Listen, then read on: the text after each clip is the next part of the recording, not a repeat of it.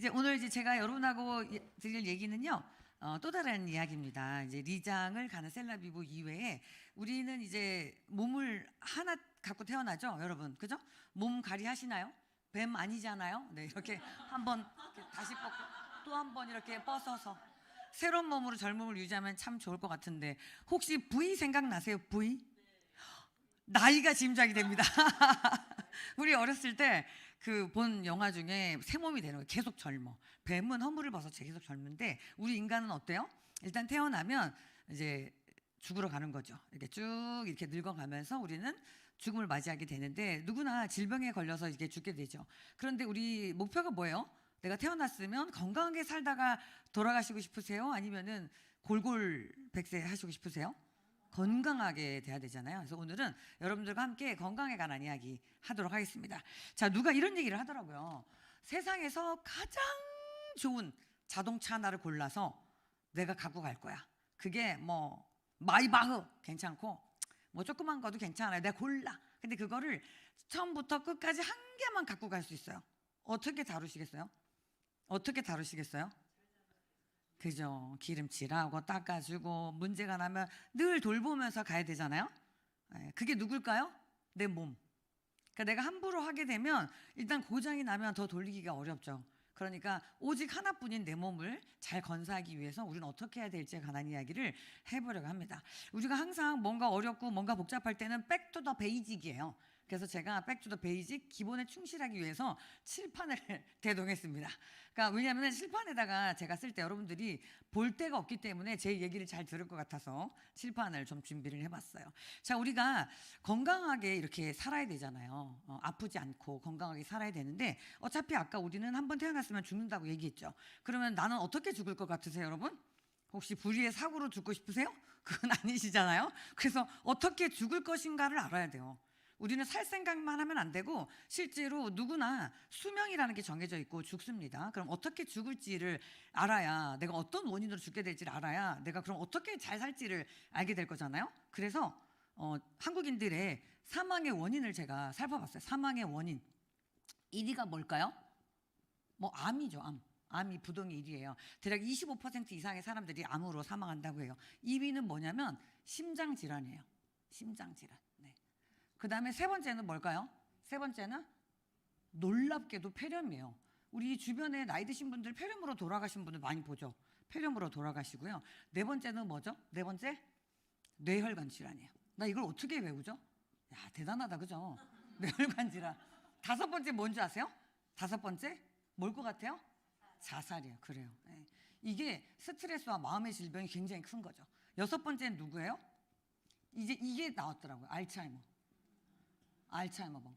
알츠하이머병이 80세 이상에 많이 걸리잖아요. 3년 내에 사망하세요. 왜냐하면 알츠하이머가 뇌의 기능들을 죽여가는 건데 그게 뇌만 죽겠어요? 몸에 다 연결이 돼 있잖아요. 그러니까 몸의 각종 기능들을 떨어뜨리면서 사망의 위험이 되게 크게 되는 거죠. 일곱 번째가 뭔지 아세요? 당뇨병. 당뇨합병증으로 사망하게 됩니다. 여덟 번째는요. 혈압 관련 질환으로 사망합니다. 그 다음에 아홉 번째는요. 간 질환으로 사망합니다. 그 다음 열 번째는요. 폐혈증이더라고요. 좀 전에 여기서 외워오느라고 아주 힘들었어요. 자, 일단 맞습니다. 챗GPT가 말해줬거든요. 그럼 우리가 이것 때문에 죽게 되죠. 거의 대부분. 그러면 이게 죽음의 원인이라고 하면은 이 죽음의 원인이 나로부터 멀리 오면 좋겠어요? 빨리 오면 좋겠어요? 멀리, 계속 멀리 미뤄야 되는 거죠. 그럼 이런 질병이 생기는 원인을 좀 살피고 그 원인을 커버하면서 우리가 살아간다면 우리는 건강한 삶을 유지할 것 같잖아요. 그래서 그 다음 주제는 뭐냐면 질병의 원인에 관해서 얘기를 해보려고 합니다. 여러분, 왜 질병에 걸려요? 왜? 첫 번째, 순환이 잘 안 돼요. 순환에 장애가 있으면 어떨 것 같습니까? 혈액순환이 안 돼요. 혈액순환이 안 되면 혈액이라는 게 뭘 하죠? 우리가 음식을 먹은 거를 잘게 쪼개고 분해를 해서 내 모든 장기에 영양분을 주잖아요. 그 영양분이 세포 재생도 시키고 염증도 치료를 해주고 산소도 공급해주고 재생도 되고 이렇게 만들어주잖아요. 근데 그 혈액순환이 안 돼. 혈관이 좁아졌든 아니면 뭐 당뇨병으로 혈액이 끈해졌든 그게 전달이 안 된다라면 순환의 장애가 오겠죠. 이 순환의 장애가 오지 않도록 막아야 될 거고요. 두 번째는 뭐가 되냐면 이제 염증의 문제가 우리 질병이 됩니다. 폐렴. 그죠? 예, 이렇게 죽음의 원인의 세 번째가 되는 거고요. 그리고 우리가 나이 들면 뭐예요? 관절염. 그죠? 그러니까 뭐 모든 염증이 우리 모든 그 질병의 원인이 사실 되는 거죠. 그러니까 염증이 있다라는 걸 여러분 어떻게 자각을 해요? 많은 분들한테 물어보면 아침에 손이 뻐드드드드드 많이 느끼시죠? 어렸을 때 그러지 않아요? 나이 들면 뻐드드드드 아침에 일어났는데 이렇게 펼쳐.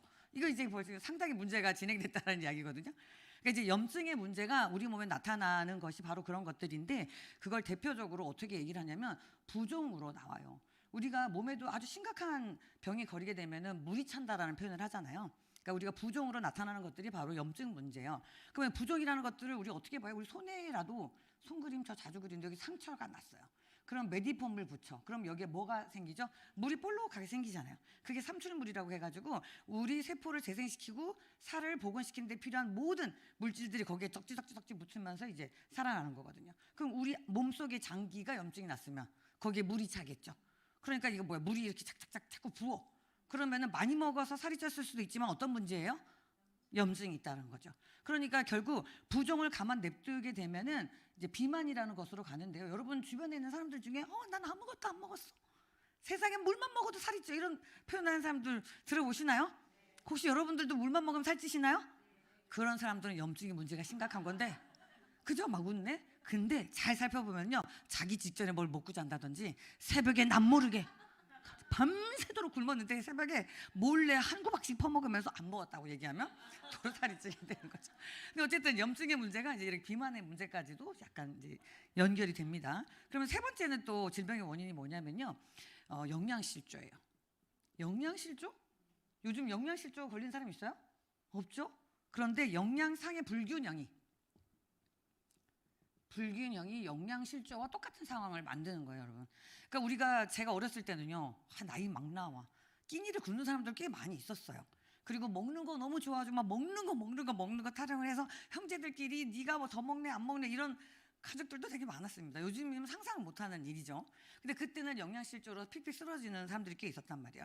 근데 이제 우리나라는 어때요? 약 50년 동안 놀라운 성장을 해서 후진국이 어떻게 선진국이 됐는지 모르겠어요. 그죠?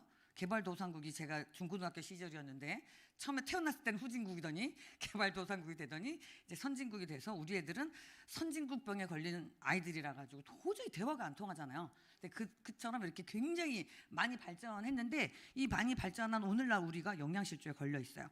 영양생의 불균형이 다른 말로 영양실조예요. 근데 종류가 어떠냐면은 우리 밥 먹을 때 뭐 먹어요? 탄수화물, 단백질, 지방을 이렇게 먹죠. 예전에는 얘가 부족했다니까요. 영양실조. 지금 사람들은 뭐가 부족해요? 비타민, 미네랄. 이 비타민, 미네랄이라고 하는 그 소량 영양, 미량 영양소죠. 이 부분이 굉장히 부족한 상태로 되는 거예요. 왜 그래요? 너무 맛있게 만드느라고 막 이모작 삼모작도 하고 막 무슨 DNA 조작도 하고 막 달게 만들고 하다 보니까 영양은 굉장히 떨어졌죠. 우리가 TV에도 보게 되면은 뭐 비타민 보고서 이런 데 보면 예전에 사과 하나가 갖고 있던 영양 성분이 얼마나 떨어졌다 그래요? 똑같은 걸 먹으려면 26개를 먹어야 된다 그래요. 26개를 먹으면 무슨 일이 벌어지겠어요? 당뇨병에 걸립니다. 배도 터지고요. 네. 살도 엄청 찌고요. 그러니까 요즘은 과일을 많이 먹는 것이 오히려 해가 된다고 하죠. 과일을 예전에는 뭐 음식 피라미드 같은 데 보면은 야채 과일 많이 먹으라고 그러는데 과일 빼고 야채 먹으라는 얘기를 할 정도로 맛있는 것이 우리 몸을 이렇게 해치는 그런 상황이 사실 되죠. 그러니까 영양가가 없는 우리 야채 과일 때문에 비타민, 미네랄이 되게 떨어지는 상태가 돼요. 그럼 우리 몸에서 어떻게 영양실조를 일으키는지 한번 볼게요. 우리가 보통 이제 5대 영양소를 이렇게 먹죠. 뭐 물이랑 뭐 식이섬유를 포함해서 7대 영양소라고도 하지만 이 5대 영양소를 먹는 이유는 우리가 이걸 먹고 물도 먹고 산소도 마시고 효소가 들어가서 짜짜짜짜짝 분해를 해가지고 어디다가 넣어요? 혈액 속에다가 얘를 넣죠. 그죠? 그래서 밥을 넣어요. 그럼 혈액 속에 밥이 동동 떠다니면 어떻게 될 것 같으세요? 그럼 큰일 나는 겁니다. 그냥 바로 죽는 겁니다. 그러니까 이제 밥알로 돌아다니지 않고 어떻게 돌아다녀요? 분해가 돼가지고 포도당으로. 네. 그리고 단백질은 아미노산으로. 그 다음에 지방은 지방산의 형태로 이렇게 가죠. 그럼 이제 내가 먹은 것들이 잘 분해서 들어가니까 막 든든하잖아요. 그러니까 이런 것들이 우리 혈액 속으로 막 돌아다닌다고 생각하니까 나는 훌륭하다 생각되지만 이 통로에 굉장히 많은 영양분이 있으면 어떻게 돼요? 막히거나 안 좋죠. 그러니까 결국 이 영양분은 어딜 가야 돼요? 우리 몸이 60조에서 100조 개의 세포로 되어 있거든요. 이 안으로 들어가서 많은 뭐 여기 미토콘드리아 같은 데에서 에너지를 생산하죠. 우리 몸의 미토콘드리아가 우리 몸의 에너지의 95%를 생산합니다. 우리 몸의 위가 에너지를 생산하는 게 아니에요. 우리 위에 먹었을 때 위가 에너지를 생산한다면 밥을 먹은 듯이 에너지 탁탁탁탁 이렇게 다녀야 될 텐데 우리 어때요? 보통 밥을 먹으면 이렇게 더 잠이 오잖아요. 그건 왜냐하면 이 밥이 쪼개져서 뚜두두두 들어가가지고 짜자자자자작 해서 이제 힘이 나는구나 이렇게 되는 거거든요. 그렇게 조금 들어가줘야 돼. 들어가서 이 미토콘드리아가 에너지 생산을 하고 여기에 있는 핵에서 세포 분열을 막 왕성하게 해가지고 새로운 세포 가래를 하고 이런 일이 벌어지는 거죠. 그러면은 내가 먹은 영양분들이 혈액 속으로 들어가서 이 안으로 들어가는 장치까지 끝내줬을 때 우리는 이제 건강한 영양을 가졌다라고 할 수 있는데 이때 필요한 게 바로 뭐예요? 비타민, 미네랄인 거예요. 근데 좀 전에 뭐라 그랬어요? 얘가 영양가가 없어. 그래서 넣긴 넣는데 이렇게 되는 거예요. 그러니까 어떻게 되냐면 잘 먹었는데 삐리리 힘이 없으니까 다시 먹어. 잘 먹었는데 다시 먹어. 다시 먹어. 다시 먹어 하면서 이 혈관 속에 뭐가 쌓이는 거예요? 얘들이 이렇게 막 쌓이는 거예요. 그러니까 포도당이 너무 많이 쌓이는 게 무슨 병이에요? 당뇨병이죠. 아미노산이 많이 쌓이는 거? 통풍. 네. 그다음 지방산이 많이 쌓이는 거? 고지혈증 뭐 전부 혈관성 질환이 전부 다예요. 이 부분들이 이쪽으로 넘어가게 하기 위해서 얘가 필요한데 얘가 부족하니까 비타민, 미네랄, 영양 실조 때문에 우리가 병에 걸린다는 거죠. 그렇죠? 그래서 이제 우리가 순환이상이나 염증 관리 같은 경우는 그렇게 쉽게 할 수 있는 일은 아닌데 내가 영양상의 불균형에 관한 영양 실조 부분은 커버할 수 있어요, 없어요? 할 수 있어요. 비타민, 미네랄을 우리가 먹는 음식으로 부족하다면 영양 보충제로 먹어주게 되면 얼마나 잘 분해가 되겠어요. 그래서 저 살 빼고 싶은데요 라고 우리 약국에 와가지고 제가 예전에 있었던 일이에요. 약국에 어떤 엄마가 애를 데리고 와가지고 얘를 살 빼게 하고 싶대요. 그래서 그러면 영양제를 드세요 이랬더니 그 엄마가 뭐라 그랬냐면 아니요 우리 애는 영양이 너무 풍부하다니까요. 거기다 영양제까지 먹으면 큰일 나요 이렇게 얘기를 하는 거야. 그래서 어머니 그게 아니고 걔가 풍부한 것은 단백질 이런 걸 많이 먹은 거지 비타민 미네랄을 먹어서 태워줘야 된다 이렇게 얘기를 하니까 이제 겨우겨우 이해를 하면서 더 살찌면 어떡하지 뭐 이런 얘기를 했을 정도예요. 그러니까 우리가 밖에 있는 사람들은 뭔가 다 잘 알고 있을 것 같지만 상당히 몰라요. 그래서 이제 여러분들도 이제 오늘 배우셨으니까 그렇구나 내가 살이 빠지고 싶으면 비타민 미네랄을 잘 먹어야 배고프다라는 느낌을 이렇게 엔들리스 무한 궤도예요. 뭐예요? 계속 돌지 않고 건너가겠구나. 그래서 이제 내가 저장해놨던 지방들을 써면서 몸을 좀 태우겠구나 이런 생각이 드는 거죠. 그러니까 이런 것들을 내가 의식적으로 해낼 수 있는 그런 건강 관리인 거예요. 이게 또 질병의 원인이 됩니다. 그다음에 이제 네 번째는 뭐냐면요. 칸이 부족할까 하니까 여기 갈게요. 네 번째는 바로 스트레스예요.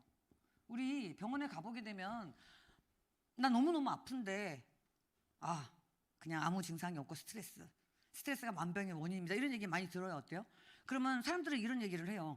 나한테 병이 뭔지 알려줘야지. 진짜 병원에 갔더니 의사가 그 많은 검사를 하고 병이 뭔지 알려주지를 않아. 뭐 이런 얘기 해요, 안 해요? 그러지 않아요. 그래서 답답하다면서 이제 병원 쇼핑을 가잖아요. 이 병원에 가서 내 병이 뭐냐? 저 병에 가서 내 병이 뭐냐? 이거는 뭐냐라고 물으면 결국 마지막에 어딜 가라고 그래요? 정신과에 좀 갔다 와라. 그러니까 왜냐하면 이 스트레스 자체가 우리에게 큰 데미지를 주는데 측정이 안 되는 거예요. 그 측정이 안 되는데 이 스트레스는 진짜 엄청난 역할을 해요. 뭐 어떻게 역할을 하냐면은 병원에서는 측정되진 않지만 우리가 스트레스를 딱 받잖아요. 벌써 이제 봐봐. 우리가 이렇게 걸어가다가 사자를 만났다고 하면 어떤 생각이 들어요? 사자가 탁 이게 이제 교감신경이 활성화가 되는 거거든요. 탁 그럼 심장이 막 탁 뛰면서 이제 되게 힘들어지는 이런 것들도 스트레스고요. 그런 스트레스를 받았을 때 우리 몸에 염증 물질이 혈액 속에 촥 생기는 거예요. 그걸 이제 상상이 잘 안 된다면은 까만 대리석 위에 소금을 쫙 뿌려보세요. 어떠세요? 그런 식으로 내 혈액 속에 큰 흰 물질들이 탁 생기는데 내 몸속에 관리되지 않은 그 지방 덩어리 있다면 전부 뭉쳐가지고 내게 또 염증 물질을 더 높이는 그런 상황이 되는 거예요. 그러니까 스트레스 관리를 해야 되는 게 진짜 중요한 거죠. 어느 정도 쌓이기 전까지는 질병으로 발견이 안 돼요. 근데 이 스트레스 때문에 진짜 무서운 일이 있는데요. 뭐냐면 스트레스가 많으면 우리 몸에 활성산소가 되게 많이 생겨요. 스트레스가 많으면 이 활성산소라는 거는 뭐냐면 산소인데 전자가 하나가 없어가지고 이 전자 하나를 얻기 위해서 누군가에게 전자를 뺏어와야 되는 그런 활성산소예요. 이런 활성산소는 누구에게나 되게 많이 생겨요. 우리가 왜냐하면 산소를 맞아야지만 살 수가 있잖아요. 그래서 누구에게나 많이 생기는데 이 전자를 얻기 위해서 어디를 가냐면 우리 몸에 60조에서 100조 개의 핵의 세포에 이렇게 공격을 하는 거예요. 그럼 처음에 전자 내놔, 전자 내놔, 전자 내놔, 내놔 이렇게 뚫고 들어가는 거예요. 그럼 핵까지 뚫고 들어가면 핵에는 뭐가 있어요? 유전자 정보가 있죠. 이 유전자 정보는 뭐를 해요? 세포 재생을 하죠. 근데 유전자 정보에서 잘못된 공격받은 세포가 이상 반응을 일으키게 되면 뭐가 생겨요? 이상한 조직이 생기죠. 어떤 조직이요? 이상 조직. 예를 들면 뭐예요? 뭐 종기 같은 것도 될 수 있고요. 암종 같은 경우도 이런 이상 조직 중에 하나죠. 결국 암의 원인이 뭐라는 얘기예요? 스트레스로 인한 활성산소의 공격을 막지 못한 것들이 이제 암세포가 만들어지는 거예요. 여러분들이 암세포 가지고 계세요? 지금 전부? 가지고 있어요. 보통 사람들은 하루에 6,000개 정도의 암세포를 만들어요. 왜냐하면 호흡을 하기 때문에. 그런데 6,000개 정도의 암세포가 만들어졌는데 우리는 암 환자는 아니에요. 왜 그래요? 우리 몸이 내재적으로 가지고 있는 항산화 시스템이 있어요. 뭘 먹든 안 먹든 우리 몸이 그냥 내재적으로 자체적으로 갖고 있는 그 면역 시스템이 이 암세포를 6,000개의 암세포를 다 잡아먹어요. 그런데 스트레스가 많잖아요. 이 암세포가 10,000개, 20,000개, 30,000개가 돼요. 그러면 이제 정상적인 면역 반응에서는 6,000개 정도는 다 커버할 수 있는데 10,000개, 20,000개 되면 누군가는 살아남아요. 살아남아서 찌리리 5년, 10년, 20년 정도 가게 되면 눈에도 보이지 않았던 작았던 암세포가 의사의 눈에 내 눈에 포착되는 0. 몇 cm가 되는 거예요. 그래서 이제 암세포가 보였고 이상한데요. 모양이 이상해 이런 얘기를 하죠. 그러면 이 암세포는 왜 모양이 이렇게 이상할까요? 왜냐하면 이렇게 작았었던 암세포는 우리 몸에 그런 역할을 못해요. 그래서 우리가 뭐 여기에 뭐가 생겼다 이럴 때도 지켜봅시다 이러지 조그만 거 생겼다고 뒤져서 수술합시다 이렇게 얘기 안 하잖아요. 의사들이. 아주 작은 거였을 때는 아무 역할을 못해요. 사실은. 그 애가 힘이 없어요. 그런데 이 암세포가 이 크기가 커지잖아요. 그럼 얘는 어떤 특징이 있냐면은 신생혈류를 끌어당겨요. 그러니까 우리 몸에 암세포가 이렇게 생겼는데 주변에 혈관이 흐르잖아요. 이렇게 끌어당겨가지고 받아들여요. 근데 우리가 이 암세포라고 하는 거는 마치 세균과 바이러스처럼 우리 몸이 아니기 때문에 내 몸이 영향을 주지 않는데 지 혼자 크는 거예요. 그러니까 10년, 20년은 크게 된단 말이죠.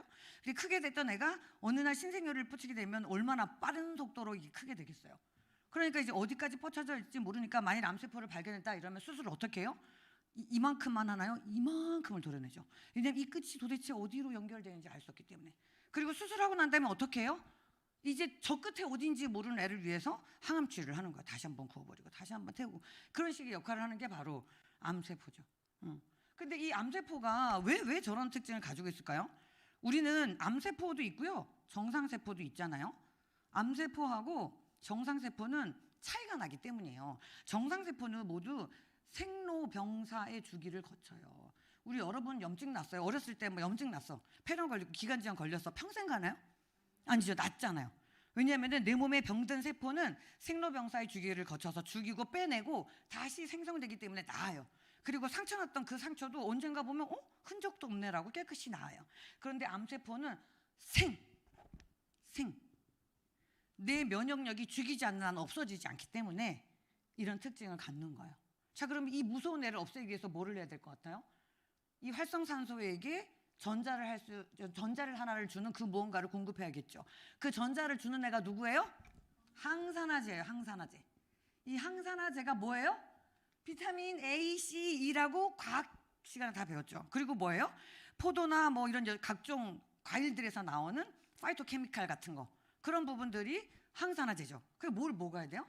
파이토케미칼류의 영양 성분들을 먹어주게 되면 암을 예방할 수가, 암을 관리할 수가 있게 되는 거죠. 암 환자라도 암 환자가 아니라도. 왜? 우리는 모두 6,000개의 암세포를 매일매일 만드는 존재이기 때문에 이게 되게 중요하다는 거예요. 자, 그렇게 항산화제를 먹는 것이 여기에서도 중요했죠. 그죠? 그리고 염증의 해결이 뭐라 그랬어요? 면역력이라 그랬죠. 그죠? 면역이 좋으면 염증은 잡혀요. 근데 면역이 없는 사람, 예를 들어 당뇨인 사람들은 염증 못 잡고요. 혈액암에 걸리는 사람들 염증을 못 잡아요. 왜냐하면 염증을 막을 수 있는 면역 체계가 만들어지지 않기 때문에. 그럼 면역력을 높여야 되죠. 그러면 약국이나 뭐 한의원이나 그 어딘가에 가지고 저 면역을 높여주세요 하면 뭘 권해줘요? 모두 영양제를 권해주잖아요. 그죠? 그러니까 영양제가 내 질병의 원인 모든 것에 관련이 된다는 이야기인 거죠. 그리고 또 다른 질병의 원인 또 뭐 없을까요? 다섯 번째, 너무 작다 이거. 노화입니다. 노화. 여러분 이제 이런 거 다 아는 질병인데 노화도 질병이에요. 여러분 노화가 질병이라고 생각하세요? 아니면 그냥 누구나 다 늙으니까 늙어서 죽어야지 이렇게 생각하세요? 네? 노화가 질병이에요. 노화를 질병으로 관리하게 되면 노화를 막을 수 있어요. 근데 노화는 당연한 거야. 그 뭐 50대면 허리가 아프겠지, 무릎이 아프겠지, 손가락이 안 당겨지겠지, 이렇게 살게 되면은 우리가 120세까지 사는데 너무 일찍부터 너무 힘든 노후를 살게 되는 거예요. 예전에 평균 수명이 40대일 때가 있었다니까. 1900년 초만 해도 40. 근데 이제 70대더니 이젠 100세, 120세. 현재 있는 여러분들은 120 이상 산다니까요. 큰일 났어. 돈 많으세요? 그게 걱정이에요. 자, 어쨌든 이 노화라는 것도 질병이에요. 왜냐하면은 노화를 막을 수 있다라는 사실이 발견되었기 때문이에요. 예전에는 노화는 막을 수 없는 질병이라고 생각했잖아요. 근데 요즘 노화의 종말이라는 책을 보면 어떻게 나와 있어요? 노화를 막을 수 있다. 늙은 생쥐 두 마리에게 하나는 그대로 놔두고 하나는 다른 처치를 했을 때 까만 머리가 났단 말이에요. 뭘 한 거예요? 저혈당 시기를 한 거예요. 자, 우리 옛날에 장수촌에 가게 되면 다 뭐 요구르트 같은 거 먹고 막 소식하고 막 소식을 해야지 오래 산다는 이야기 들어봤어요? 안 들어봤어요? 들어봤잖아요. 우리 옛날부터 알고 있던 얘기예요? 모르고 있던 얘기예요? 알고 있던 얘기잖아요. 근데 왜 많이 먹는 거예요? 맛있으니까. 그래서 지금 알고도 죽으려고 하는 거죠. 그게 노화라는 말이죠. 노화. 그러니까 저혈당 시기를 하는 거죠. 조금 먹거나 혈당 지수가 낮은 걸 먹어야 되는데 우리가 고르는 것은 전부 혈당 지수가 높은 것만 그렇게 맛있다. 튀겨봐요, 다 맛있어. 그러니까 무조건 그냥 기름에다 넣으면 그냥 맛있는 거예요. 그게 이게 늙어 죽고 빨리 늙는 지름길이죠. 근데 노화를 막으려는 게 어떻게 하면 되느냐면은 저혈당 시기, 그리고 뭐예요? 종합적인 영양제들을 또 많이, 영양 성분들, 이렇게 비타민, 미네랄 하는 부분들을 많이 체크하게 되면은 노화가 되는 스위치를 딱 끝나는 얘기죠. 그리고 또 있어요. 노화가 되는 것 중에 우리 몸에 염색체, 이렇게 이 뭐예요? 염색체 중에 그림이 이상해서 아무튼 이렇게 됐거든요. 이게 너무 낮아서 이렇다고 쳐요. 자, 이게 얘가 세포 분열을 계속하죠. 우리 이 핵이 계속 세포 분열을 한다 그랬잖아요. 그러니까 세포 분열을 계속 하는데 왜 세포 분열을 하냐면요, 이 염색체의 말단에 이렇게 캡이 있어요. 이걸 텔로미어라고 해요. 텔로미어라고 하는데 이 텔로미어가 붙어 있는 한 재생이 계속돼요. 그래서 재생이 되면서 텔로미어 끝단이 조금씩 닳아요. 그래서 완전히 닳으면 세포 재생이 안 돼요. 그게 우리의 제공된 연한이에요. 그러니까 우리가 진시황도 불로초를 아무리 구해도 못 살았듯이 우리가 이 텔로미어 말단이 딱 끝나면 그 세포는 더 이상 재생이 안 되니까 죽는 거예요. 근데 이것도 과학이 발전돼서 우리 150세 산다 그러잖아요. 살 것 같아요. 왠지 아세요? 텔로미어를 안 닳게 하는 방법을 알았어. 뭐를 먹으면 돼요? 비타민, 미네랄, 마그네슘, 오메가3 이딴 걸 먹으면 돼요. 자, 먹어야겠어요? 안 먹어야겠어요? 아니 봐봐요. 다 지금 말씀드린 중에 이 사망의 원인을 막는 방법이 다 있어요? 없어요? 다 막는 방법이 바로 뭐라는 거예요? 비타민, 미네랄, 종합 영양제를 먹으라는 거예요. 그럼 여러분들이 태어나서 내가 마이바흐인 내 몸이든 제일 작은 차가 뭐죠? 아무튼 제일 작은 차든 내가 한 개를 갖고 태어났으면 그게 평생 관리를 해가지고 내가 해야 된다는데, 그 몸의 건강 관리를 하기 위해서 내가 노력을 해야 된다면 그게 방법이 있다라면 노력을 해야 되는 거 안 해야 되는 거예요? 해야지만 되는 거죠.